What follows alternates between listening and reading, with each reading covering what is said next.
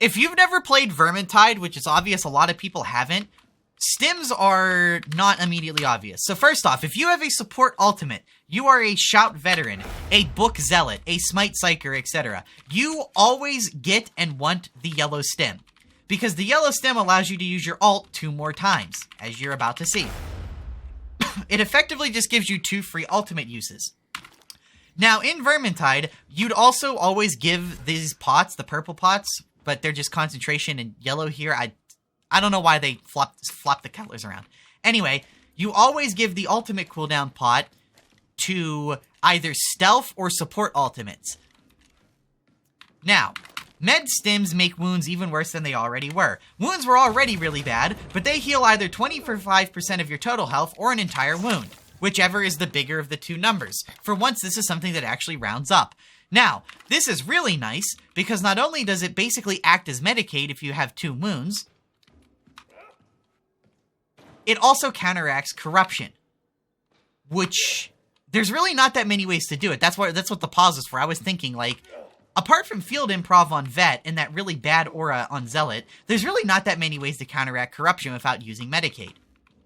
Now, this makes wounds significantly worse, because with an extra wound, these will heal you for less health than an entire wound.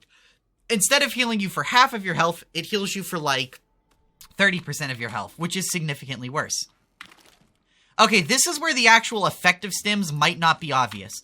So, these stims give you 25% damage, is what I would say if I didn't know what I was talking about. So, here's how quick I can kill a Crusher. Actually, let you look at the DPS. So about 1400 DPS, give or take. But then we use the stim. Okay, well that was crit. That didn't count. But you see how 1 set of crits, and if we don't crit, that like doubled our DPS almost. What the fuck happened?